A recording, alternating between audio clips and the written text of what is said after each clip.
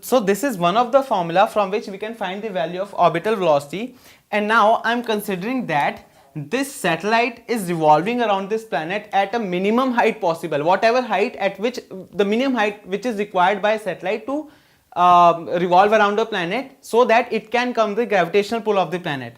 So what I'm taking is h, which is less than the radius of Earth or radius of that planet.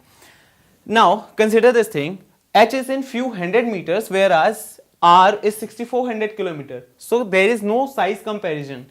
That is why if I take this value r plus h, it will become almost equal to r only. So if I put r plus h is almost equal to r, that is why if I am taking this value as this in this equation, I'll get v naught is equal to g times under root g over r, right? No, it was r outside. So it is r times under root g upon r. What does this become?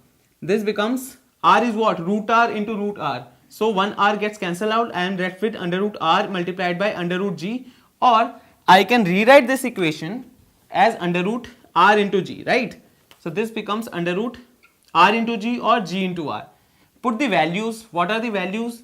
G is 9.8 meter per second square and r is what? 6400 kilometers.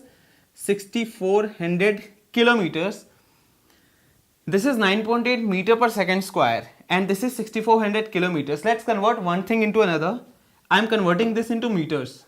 So it will be into 1000. This value we have to figure out. Or I can write this as 1, 2, 3, 4, 5, 6. 6.4 into 10 raised to power 6.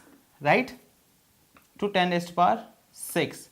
And if we sort it out, I'll get this value to be under root 7.92, something near that, 7.92 into 10 raised to power 3 meter per second or 7.92 kilometers per second. So this is the minimum value of orbital velocity for a satellite which is moving in the least possible distance around the Earth.